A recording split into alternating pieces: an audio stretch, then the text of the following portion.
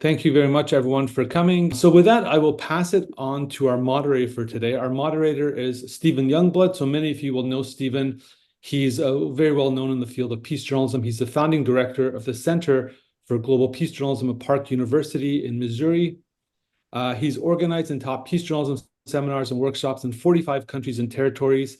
He's a three-time Fulbright scholar, including now in Moldova.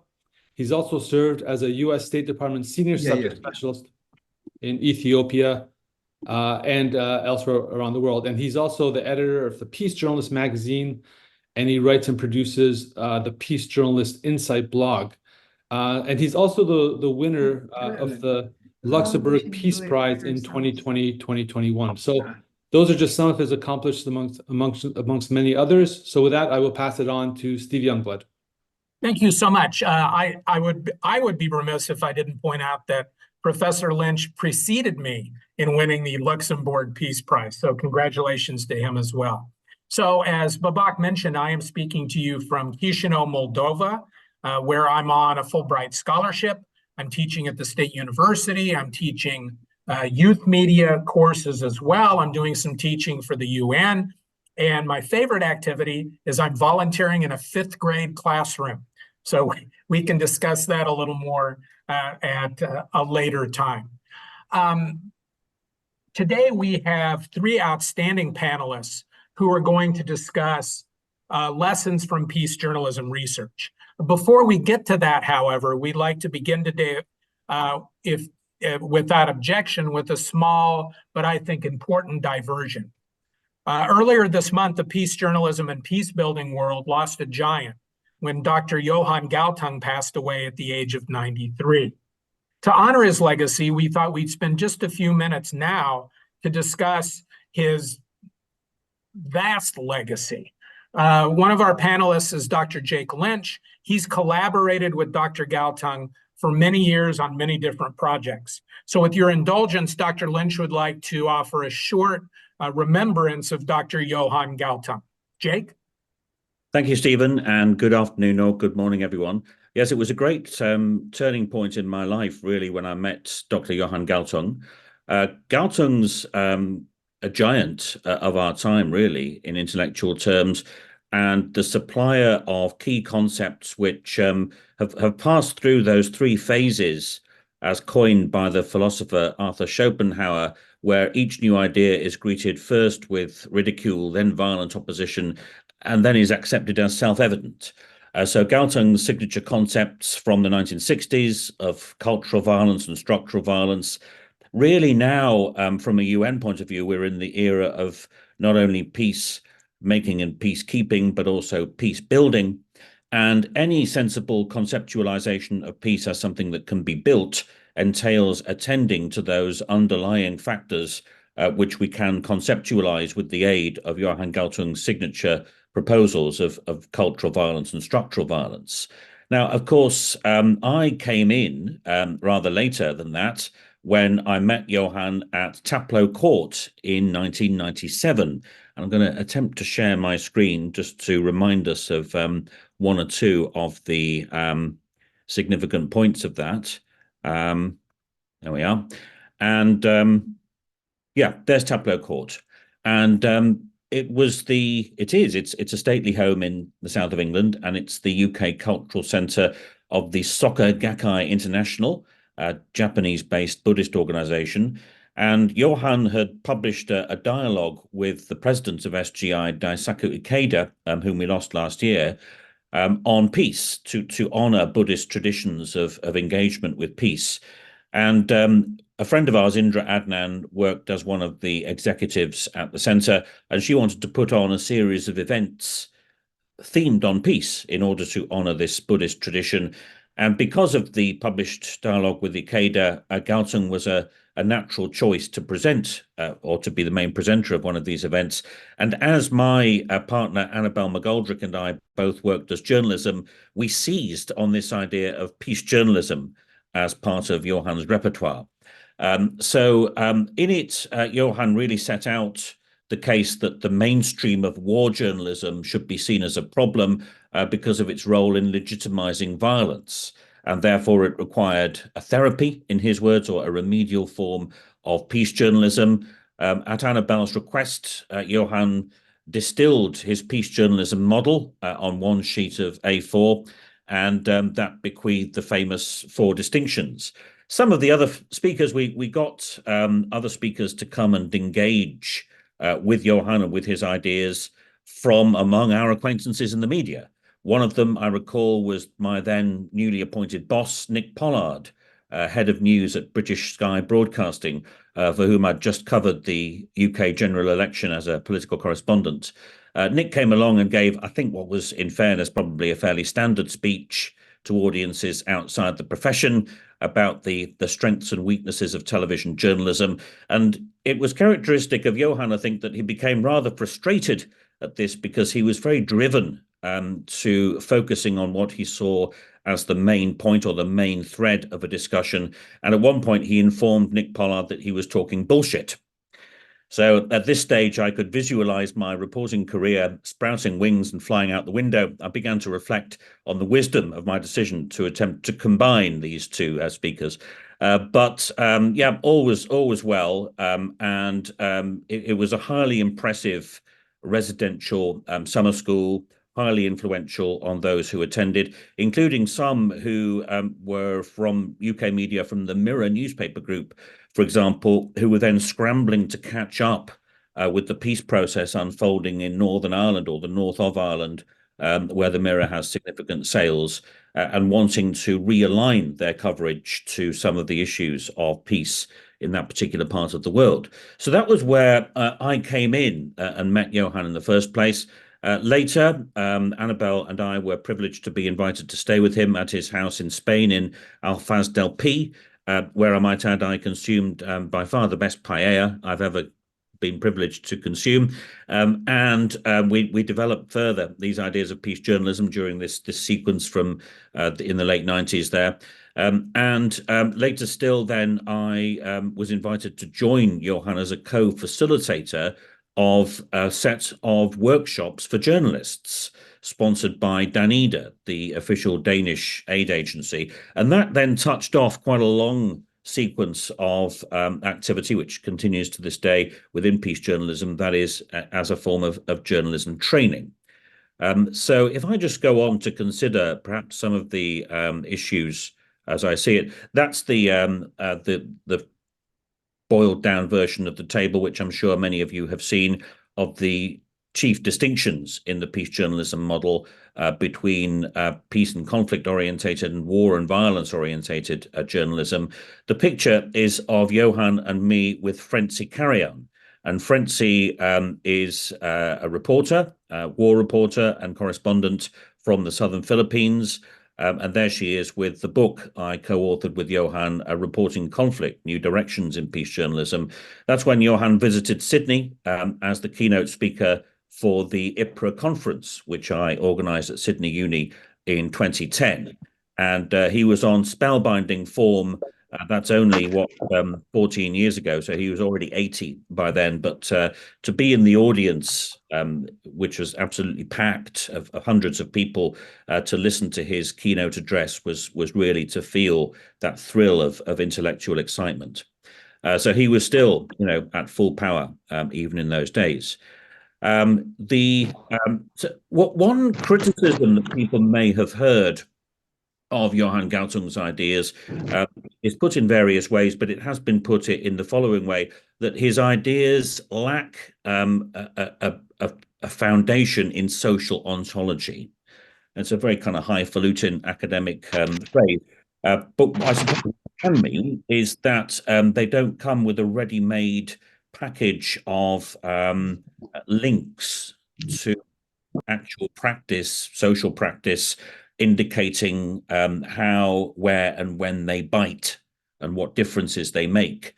But to make that as a criticism, I think, is to misunderstand Johan's role, because Johan did give us these broad brush strokes, these outlines, very bold, very radical, very critical, not problem solving, but instead emanating from a kind of structural level understanding of the issues.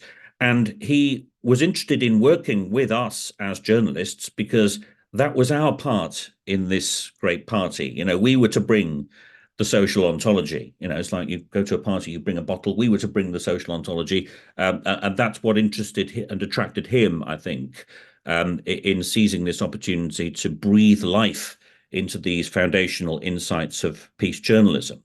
So I'll just go into a couple of thoughts, I think, which should hopefully set us off into an interesting discussion today. That there's a paradox in peace journalism, because as many will know, Galtung really first crops up in the study of journalism through the essay he published with Mariholm Baruga in 1965 in the Journal of Peace Research, The Structure of Foreign News. And it was influential really because it tilted the emphasis within the study of journalism away from the individual tastes and predilections of the journalist as an influence on news content, and in favor instead of attributing those influences to the structures within which news was conceived, gathered, and disseminated, social structures, political structures, and economic structures. And the paradox is that peace journalism has been promoted in the period we're talking about largely by attempts to mobilize and liberate journalistic agency. So when people turn up to a training course, the idea is that they will absorb and engage with the ideas presented and then go away and change their reporting. But what if their reporting is actually constrained by these same structures, which are thereby left unchanged? And an early critic of peace journalism, Thomas Hanich, a very eminent scholar, whose work many will know, criticized peace journalism for taking what he called an overly individualistic and voluntaristic approach to journalists and their coverage. Peace journalism then became a proposition in scholarly research, which is our theme today, partly through the work of a group of researchers through the Toda Institute, who met first in this particular string here in Oxford at Magdalen College in the year 2001, unless I'm much mistaken. So that was, a little while after Galtung's original summer schools. And really, we kind of sat down and worked out that peace journalism as a proposition had given rise to research questions which could be categorized in these 3 or perhaps 4 headings. So firstly, does peace journalism exist even as a contingent byproduct of normal news? And this is the question that has been most comprehensively answered really by research, because what people have done is to take the headings of the peace journalism model as set out by Johan and use those to generate evaluative criteria for content analysis. So people have been able to establish how much peace journalism is underway in a given sample of news at any one time. And one of the most influential was by Lee and Maslog, which appeared in the Journal of Communication in 2005 on coverage of wars in 10 Asian newspapers. Second of these research question headings, where it is practiced, what, if any, impact does it have? In the Galtung-Ruger essay, the concern really was over the likely impact on audience meaning making of the patterns to which these structures of news can give rise. So if every news story has to be based on a discrete, large-scale violent event, there's nothing for audiences to go on in terms of delving into the underlying causes of the events. There's no apparent point in speculating about what could enable these dynamics of cause and effect to be diverted along different paths. So audiences can be led or left to infer that further violence is inevitable and even desirable corollary of the conflicts as presented. So really, it's a crucial strategic question. What, if any, impact does it have? And I and others have dabbled, I think it's fair to say, in this question by carrying out audience response research. Reassuringly, we have discovered some fairly strong interactions when material is packaged in a peace journalism, fashion, attendant to the main orientations of peace journalism, as distinct from presented in a war journalism fashion. Is it psychologically beneficial or conducive to mental health? That's a subsection of that question, which some have explored. And the last question, could it be expanded? Can journalists implement it in their daily professional work? And that's back to the exigencies of the journalist training situation, which I mentioned a few moments ago.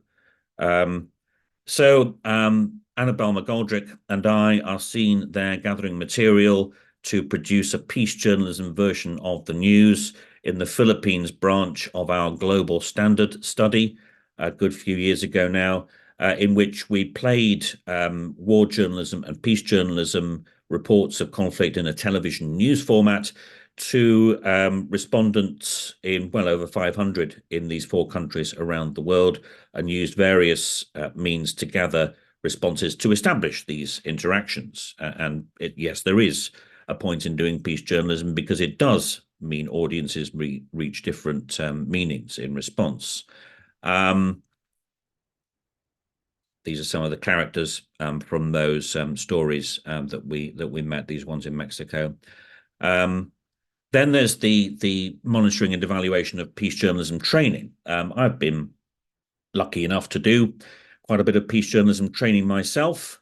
If I'm pressed very hard, I will admit to a favorite, which was a wonderful workshop in Beirut, longer ago than I now care to remember, which is where I also met our colleague Vanessa Bassel, who emerged as a brilliant and inspiring advocate and scholar of peace journalism in her own right, and extended its application to many different terrains. And that was exceptionally fruitful, I think, as a workshop. But it's sensible to think about something like a peace journalism training intervention, I think, in these terms from Alan Davis, a friend of mine from the Institute for War and Peace Reporting here in London, where it's all very well to be able to point to the benefit to the trainees that is transferred. That is, you hand over the benefit when they walk through the door. But the real questions are about the benefit applied, and in particular, in light of this warning from another peace journalism trainer whom we met in Indonesia, Fiona Lloyd, the danger of setting up cycles of empowerment and disempowerment. So the trainees return to the kind of cold, hard realities of the office and find they're not really in a position to do much about it.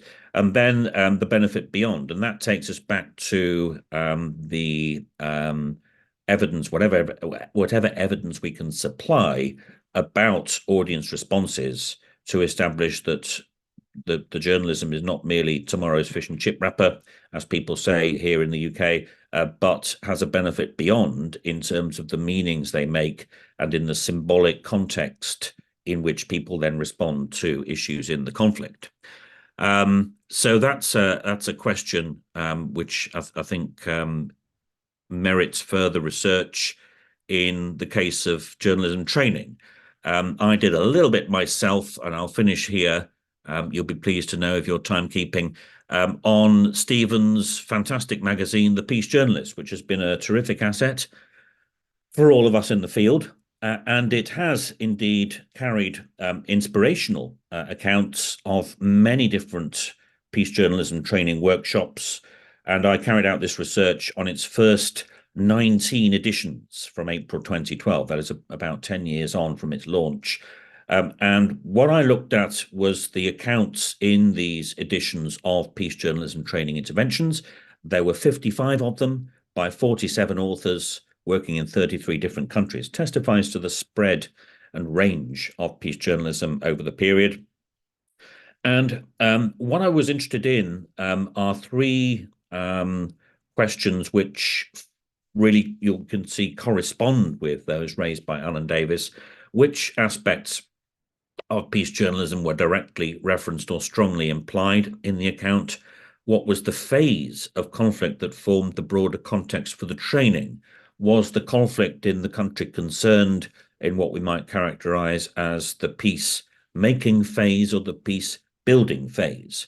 That is, was the task of journalism to equip its audience, the task of peace journalism to equip its audiences with ideas for resolving a conflict and ending violence, or to enable them to appreciate the potentiality for rebuilding a society after the end of violence. And that might in turn point towards different emphases within the peace journalism model as an organizing principle for the training. And thirdly, what claims of success were made, that is, of any evidence that the training worked, was working, or could reasonably be expected to work. And the strongest conclusion, really, in response to those questions, was that in these accounts, the most frequently mentioned aspect of peace journalism was the people orientation of Galtung's four main orientations of peace journalism.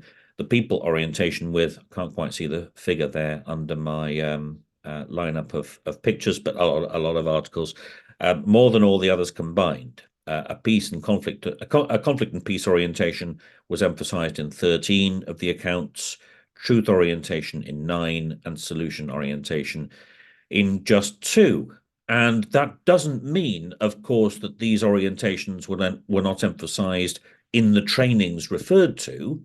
These data are harvested purely and simply from the accounts by the trainers as published in the Peace Journalist over time. But I think it's an interesting indication because, of course, the people orientation was also very strongly a very strong source of interaction among the respondents in Annabelle's and my global standard research, where we were playing to audiences different versions of the same stories. It was very clear that it was the stories of people, perhaps from non-elite, sub-elite levels, taking initiatives, exerting agency, testifying from their own experience. That was what really switched people on. And you could physically, literally see people lean forward when that occurred and start to pay attention to some of the more kind of conceptual issues in the reporting. And of course, it does also overlap with well-established modes of news presentation involving such issues as human interest stories, quite often in local media. The chief qualification for somebody to be in the news is that they live locally and they're doing something interesting. So local media is often a fruitful field for Jake, excuse me, if you could wrap in a minute or two, that would be great. Sure, yeah. Thank Let you. me just finish by name checking the Philippines. I'll go back to that for the Philippines.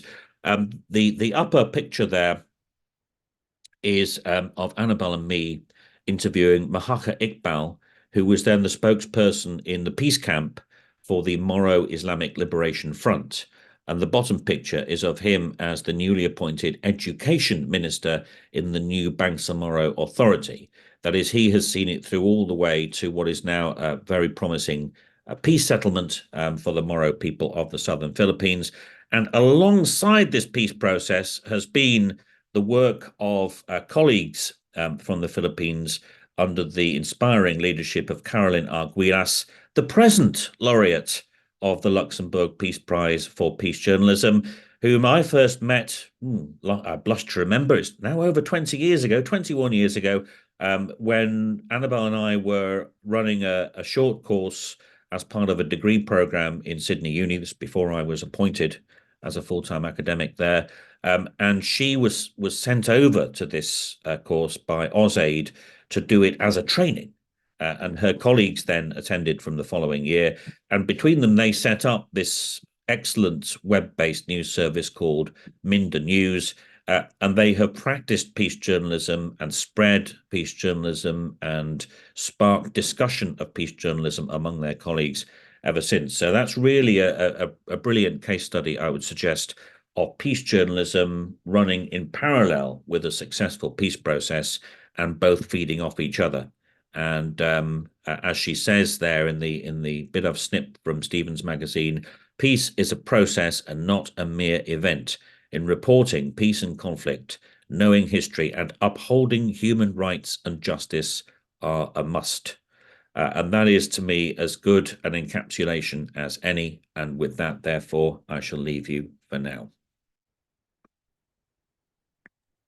Professor Lynch, thank you so much for an outstanding presentation. We'll leave some time at the end for questions and answers, so hold on to those for the time being. At this point, I'd like to turn to our next speaker. She is Megan Dahl, a research fellow at the University of Washington. Megan, the floor is yours. Great, thank you. Are you able to see my screen? I hope. Awesome. Thank you, Stephen, for the introduction. As you said, my name is Megan Dahl, and I'm joining you this morning from Seattle.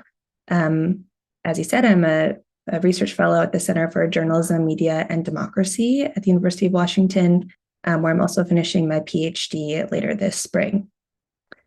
As a little bit of background on me and my work before graduate school, I, like maybe some of you, was trained as a journalist and worked for a range of news organizations before doing a little bit of freelance work in East Africa, and in particular Uganda and Rwanda. And this is great, but prompted all sorts of new questions about the role of news and society. And so came back to the US and worked in higher education for a time before eventually pursuing research. So today my work broadly centers around perceptions of news and particularly conflict reporting, though most recently I've stepped back a little farther to think about media trust, which I think will come through in my presentation in a little bit here. With respect to peace journalism, my entrance into the field was really around first the topic of peace journalism practice and the impact of trainings. So this is building, I think, nicely off of Jake's presentation. So much of my earliest work on peace journalism was thinking about how journalists who were introduced to peace journalism vis-a-vis a workshop or training perceive that content and its usefulness to their day-to-day work, and so on and so forth. This project initially developed into interviews with a couple of dozen journalists who had attended peace journalism trainings, particularly in East Africa. And I was struck through this initial project about how many trainings were available kind of around the world. And this was surprising to me because when I had first kind of started this work, some of the faculty in my orbit, when I told them I was considering studying peace journalism, several made comments like, you know, this sub area has kind of gone out of style in academic research, or it's lost its luster in recent years. And to me, at least based on practice, that did not seem to be the case, right? So I was seeing all sorts of trainings hosted and funded at times by large multilateral and nonprofit organizations. I'll put just a few of the organizations who I know have funded and or hosted peace journalism trainings in recent years, not to mention, of course, organizations that have been developed specifically for the study and practice of peace journalism. So this was all really peculiar to me and signaled that there was at least some professional and maybe even political interest in peace journalism as sort of a project. And I knew from my own work or previous work with the US State Department and NGOs that these types of organizations need data and research on the topics that they fund and work with, particularly to continue to raise money and develop donor commitments for that type of work. So this was sort of the internal motivation or for my rabbit hole, if you will, that I went down in trying to understand various outcomes of peace journalism, which of course is the topic of my presentation today. And so with the time that I have, I'm going to outline 3 areas that I think research has and can continue exploring impacts of peace journalism. And I'll go through them each in a little bit more depth. But the first of these areas refers to audience perceptions of peace journalism. And so this is something that Jake has sort of already introduced into the conversation, and I'll build just a little bit on this. It's important, of course, because like most of us are aware, there's a lot of economic challenges facing news organizations and journalists. So understanding how audiences receive peace journalism is not only important from kind of an academic perspective, but also ostensibly for motivating the production of this content in newsrooms. Secondly, we still have, I think, a lot to learn about, oops, did that come up? Great. We still have a lot to learn about how peace journalism shapes journalism practice and journalism professionalization sort of the field more broadly. So these, of course, are questions and studies about how peace journalism practices are implemented, and again, how they might be shaping the broader practice of journalism. And thirdly, many folks beyond media production are also interested in whether peace journalism actually improves conflict outcomes.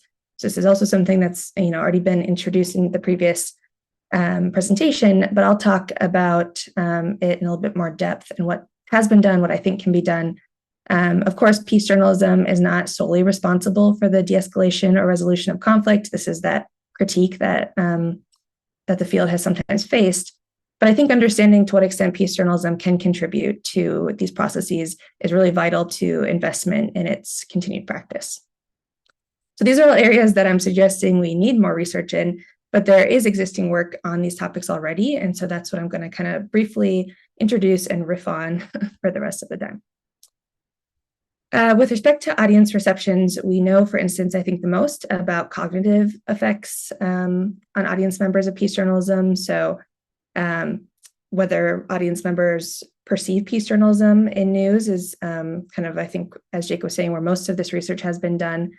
But we also know that peace journalism content can shape perceptions of conflict. So whether conflict tends to be more structural or systemic versus more isolated or episodic. Audiences exposed to peace journalism tend to think more about the former. Audiences exposed to peace journalism also advocate generally for more collaborative solutions based on evidence we have. And they also perceive peace journalism reports to be more balanced and less partisan than other types of framing. Again, this is based on the research that has been done. Peace journalism content, though, may also have affective or more emotional impacts on audiences. So research suggests that audiences exposed to peace journalism tend to be more hopeful and empathetic. A lot of this research has been done by our very own Dr. Lynch and co-authors who have also done some more physiological studies of heart rates, showing that those exposed to peace journalism tended to be more soothed or reassured when exposed to that content. Finally, some audience perceptions I think are not easily categorized as either cognitive or affective. So for instance, media trust is often considered both a cognitive and affective evaluation of news. And a lot less work, I think, has been done on the topic of trust and peace journalism, though a study I recently published with colleagues at the University of Washington and the University of Amsterdam does suggest that individuals find peace journalism framing more credible, at least at the level of the news item, than more negative or war journalism framed articles.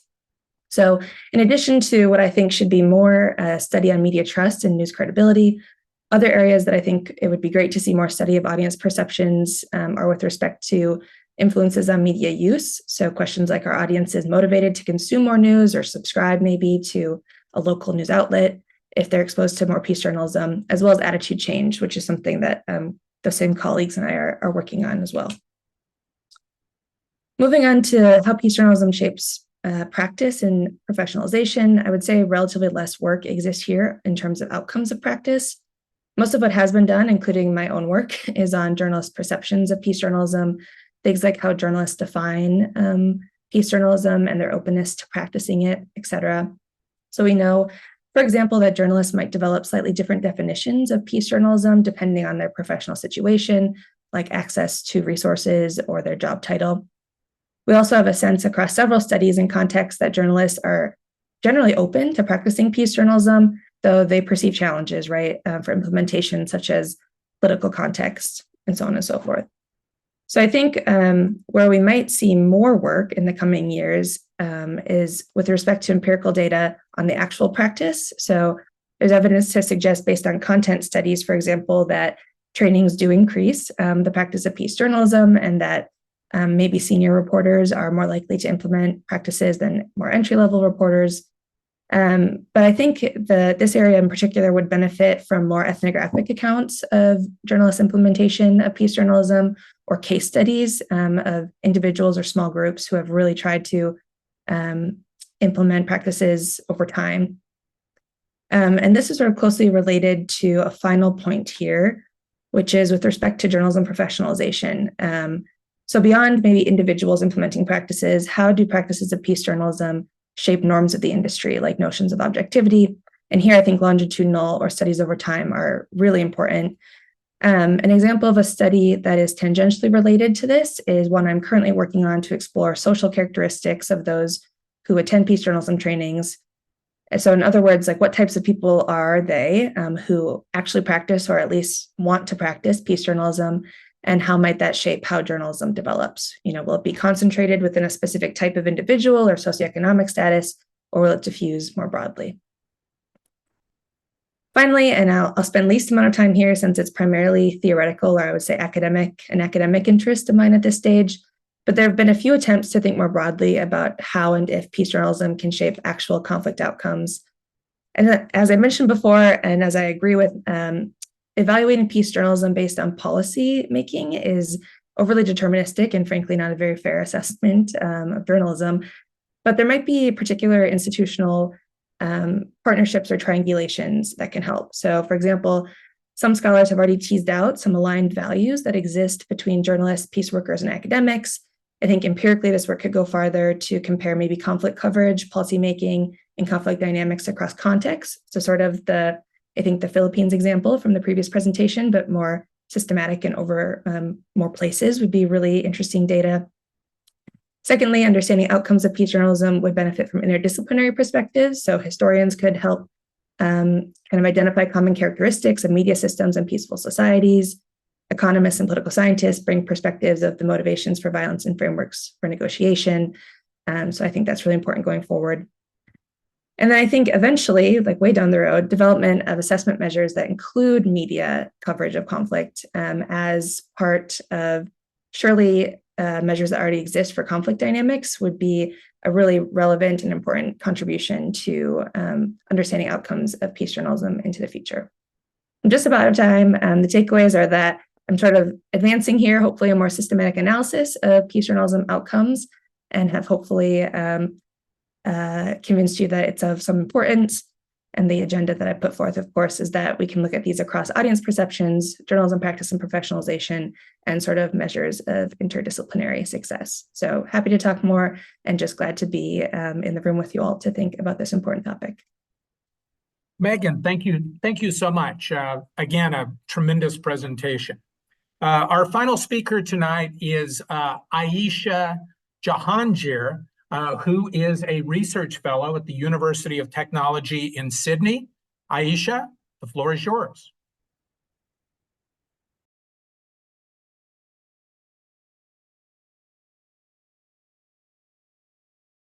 All right. Thank you so much, everyone. And thank you, Jake and Megan, for such insightful presentations.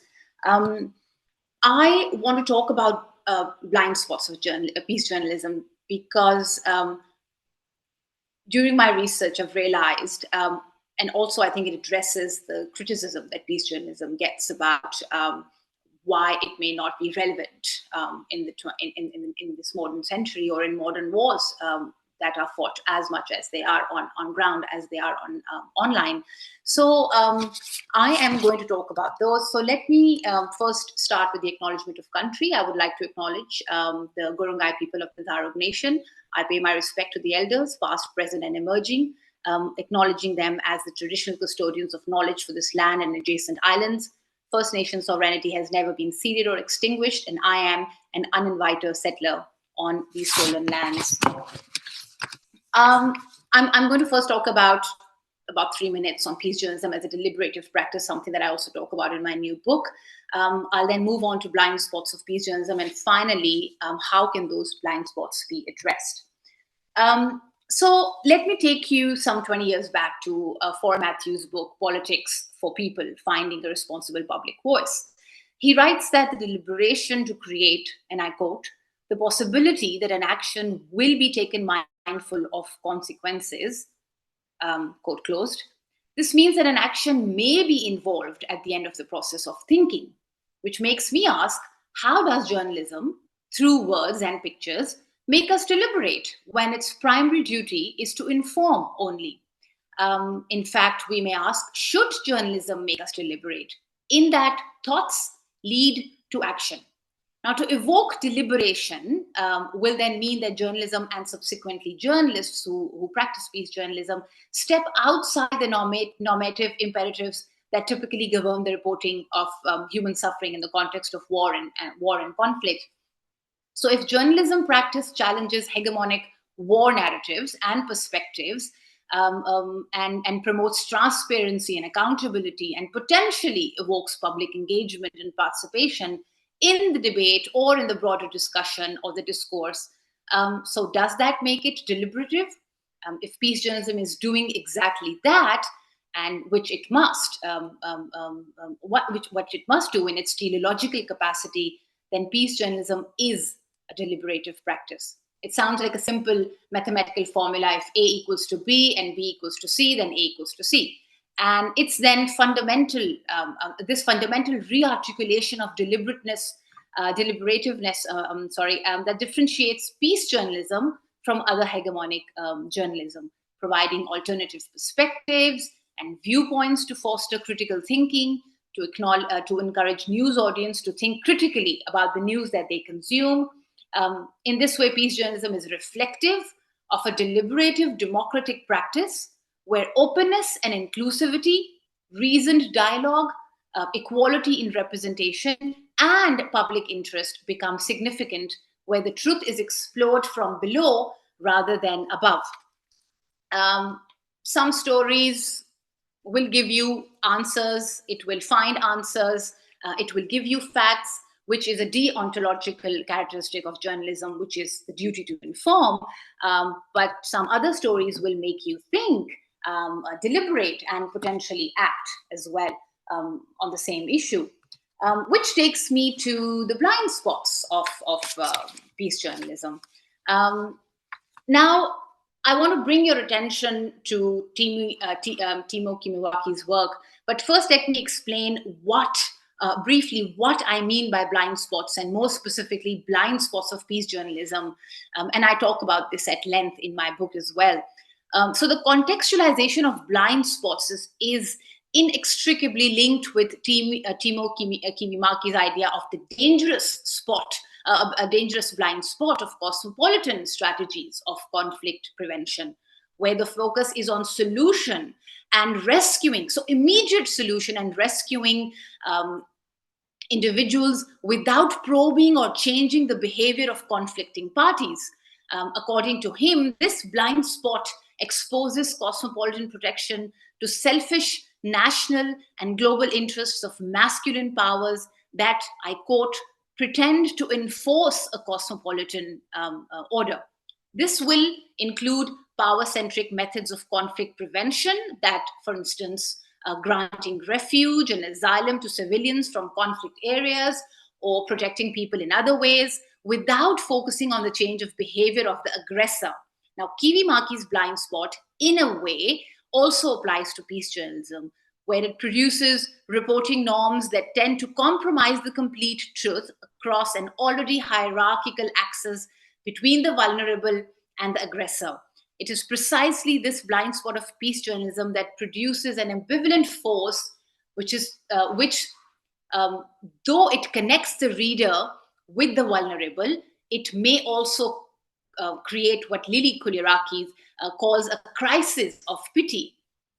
Instead, rather unintendedly, diverting attention from the source of suffering, the perpetrator, and the conspirators and the collaborators. Now, the result is that in reporting human suffering, which is the main area of inquiry that I do specifically from conflict, war and conflict zones, the focus on power to protect embodies hegemonic masculine traits that generate and reinforce binaries of savior and the victim.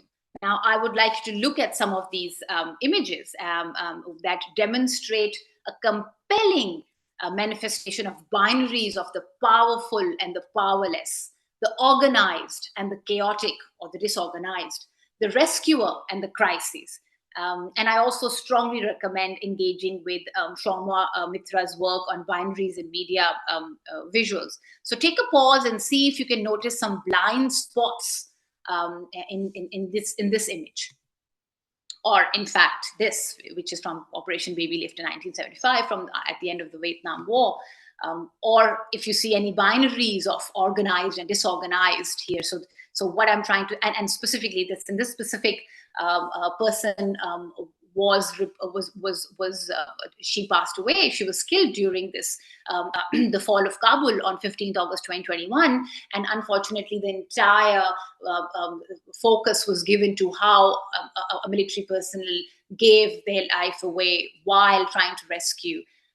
So these are just some examples to think about. Which then brings me, and of course, I would like to add here that this blind spot is created in a vacuum. It exists in a vacuum that is created by the disbalance in deontological and teleological goals of peace journalism that Jake also talks about in length in his seminal work, which means duty and purpose, which takes me to the last argument that I have. How can then we address these blind spots if we are to make peace journalism any more cosmopolitan? So if this is a dangerous blind spot of cosmopolitanism, and I privilege a distinction as victim-centric cosmopolitanism in peace journalism and perpetrator-centric cosmopolitanism in peace journalism. Now, what is with victim-centric cosmopolitanism? I center victim-centric cosmopolitanism, or theorize it, as one that is centered around the suffering, around the sufferer, and finding an urgent solution to their suffering, which is imperative, I understand, to minimization of harm, but it may lead to the production of narcissistic emotions about the other that cannot move beyond, cannot move the public beyond quick fix solutions to protracted conflicts, such as that between Pakistan and Afghanistan, or such as that we're seeing in Israel's war on Palestine, and many other protracted conflicts that do not seem to have an end or a solution. And also in the case of refugees, who are portrayed as vulnerable people, worthy of pity and in need of immediate care. But according to conventional media discourse, or I must say Western media discourse, this care can only be provided by offering to move them from their physical place of suffering to a place where they can rebuild their lives without this suffering. And in Western journalism, that place is anywhere that is regionally Western. I then come to perpetrator-centric cosmopolitanism, which I argue adds another ethical layer to this form of reporting by bringing attention to the appropriation of humanity or human suffering, as I mentioned as I showed in a few pictures moments ago. So what it does is that it is adding that ethical layer through one, an agentic reclamation of victimhood in reportage, but also juxtaposing the vulnerable to the perpetrator, in a sense symbolizing non-masculine traits. So instead of triggering quick fix bandit solutions such as military interventions that we've seen in Iraq, and then we've seen in Afghanistan and some other countries as well, Vietnam, or amendment to refugee intake policies as a token of some effort that has been done to minimize suffering of these people, perpetrator-centric cosmopolitanism, peace journalism, cosmopolitan peace journalism, also focuses on accountability as method that privileges the use of storytelling to change behaviors that caused this suffering in the first place. And then I will bring my circle back to, in that, eliciting reflexivity and becoming a democratic, deliberative process. And I totally agree with Jake and also Megan about there's more need to look at practices that's happening. And so in one of my studies that I'm doing right now, I'm looking at what are the new methods that have reporting methodologies that are being used by peace journalists in the global South in the time of this digital era, when traditional news reporting seems to start becoming irrelevant, or what Megan was talking about, trust in public trust, which is imperative. And I also do it through another research that I'm looking at, where I explore the potential or the unique possibilities that cross-border collaborative peace journalism can offer to peace journalism as a practice, as a reflective, and as both a reflective and a deliberative practice. So between journalists, wrap in a minute or two, please. Thank you. So in between journalists who are either living or belong to countries that are in conflict. So that's all. Thank you so much. Thank you for that terrific presentation. In fact, I'll be talking next week about cross-border collaborations and a project I've been working on with Indian and Pakistani journalists. So before we get to the questions, next week, the second webinar is Findings from Peace Journalism Practice. Into the chat, I have put the registration URL, so feel free to copy that or to grab it so that you can register for next week. So please put your questions in the chat or raise your hands. I'll start with the first question. Megan, my question is for you. So I'm sure you've seen the studies and read the articles about news avoidance, and your presentation got me to thinking about that. Are there any studies about peace journalism's impact on news avoidance, perhaps in empowering audiences and leaving them less hopeless? Do you know any research about that, or what's your gut feeling about that? Yeah, I think that's also sort of the area that prompted my interest in some ways, because avoidance is so closely studied with trust, which is sort of the conceptual area that I am most engaged in. But in terms of existing research in political communication that suggests that news avoidance is often prompted by feelings of like negative news, I would guess that it would probably be actually a really positive relationship between what we know about peace journalism and effective outcomes. So feeling hopeful, reassured, those are all kind of like contrasting emotions to what we know tends to motivate news avoidance. So in terms of actual research on peace journalism and news avoidance, I don't know of any. This study that we just published in Journalism Studies on Trust, we looked at news item credibility, so trust in a single news item, and also general media trust. Unfortunately, general media trust wasn't statistically significantly related to exposure to peace journalism.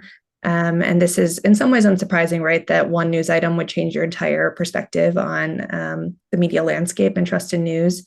So I don't think that's necessarily a problematic finding, so much as it's encouraging, right? That even a single news item, one would find more credible if it's framed as peace journalism. So that's an area I think for more work for sure.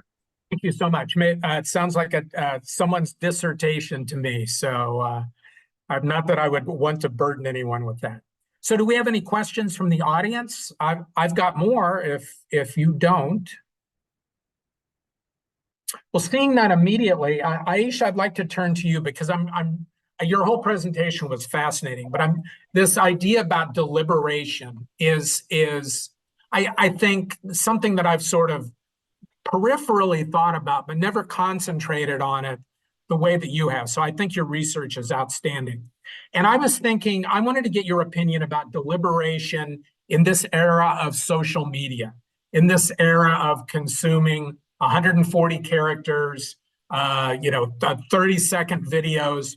As social media obliterated deliberation? Is deliberation even possible anymore in this era of social media? Yeah, funny that you mentioned that, Stephen, because when I look at what the challenges for peace journalism, attention economies is most definitely one of them. How do you make your audience sit and pay attention to you when they are so used to scrolling on social media or disinformation for that matter? And so far in my current research, and I just want to remind you that I've just finished my PhD 2 years ago, so I'm a postdoc, so I'm still figuring things out. But I see that I see, and also of course the authoritarian regimes of media governance in specifically in the global South, where 110 of the 114 armed conflicts are happening right now. So I think alternative media and independent media can save the future. But I also talk about leveraging social media, such as digital testimonies or digital witnessing, and then giving it another layer of legitimacy and investigation and ethics and regulation, and And then so merger of digital witnessing, which also automatically gives the voice to the vulnerable, but also then looks at it as Jake was mentioning, agency to journalists as well. In being, I'm sure that it's the case across the world, but here in Australia, we are really faced with bigger questions such as: is objectivity dying? Is peace journalism killing objectivity? Is everyone becoming an activist? But I think in all those questions, what's forgotten is human suffering, humanity at the end of and our responsibility to inform as well. So I think yes, at one point, digital witnessing and citizen journalism is really empowering media, but at the same time, it also gives a lot of leeway to disinformation. So I think there needs to be a balance where we are also free, where journalists are also free of these authoritative regulations, but at the same time have some agency for representation and voice, and of course then deliberation. So we need to think about changing mediums as well. I can go on forever, but yeah. Thank you so much. You've given us so much to think about. So if there's nothing from the audience, I'll lob the final question to Professor Lynch. And really, it's a question from you. Hi, I'm sorry, Steve, I do have a question. Oh, yes, please, go on ahead. I have a question for Aisha. Okay. So I'm here with Jamil. We're going to be presenting next week. We're media creators, so we're not in academia. I was interested in your use of the term cosmopolitanism. Can you explain what it means in the academic context that you're using it in? Yeah, sure. Thank you for that question. I'm shamelessly going to redirect you to my book again, but I do talk at length in that. So cosmopolitanism, basically, I've picked that or borrowed that term from politics and international studies and international peacekeeping. So basically, a common humanity where there is. So it's based on Immanuel Kant's vision of oneness, of common humanity, of one purpose. So that's why I keep talking about not only the duty to inform, but what is your purpose? Why are you doing this? What is your main value? And one of the 4 values or orientations of peace journalism, the one about truth and the one about people, speak the most to my research. So cosmopolitanism will be looking at the other, not as the other, but as one of your own, and which is human. And I do have some changing thoughts about cosmopolitanism. I mean, I think it happens when we're at the end of one research paper or a study, then we've got more questions and we start questioning our own ideas. So maybe we can talk about that. I'm more than happy to answer your questions if you want to write me an email, and we can talk at length about why I think cosmopolitanism might need to be looked at differently in this context. Thank you, Aisha. I am going to direct the last question to Jake. And Jake, it's a question from the audience. It's from Rose Oba, who is the National Director of the Cameroon Community Media Network, with whom I've been privileged to work on a number of occasions. She's asking, so the findings that we've discussed tonight, writ large, how can these findings be useful in places like Cameroon and other places that are in the throes of a violent crisis? Yeah, that's a very good and big question. I think, as colleagues have said, it's, if you're wanting to kind of nail down in a kind of billiard ball causation a relationship between the mode of representation of conflict issues in such a discursive practice as news on the one hand, and the ways in which the course of a conflict then develops on the other hand, then it's fiendishly difficult. I mean, Megan in particular pointed us to some of the interim steps that we could begin to take in peace journalism research, but it's a major challenge.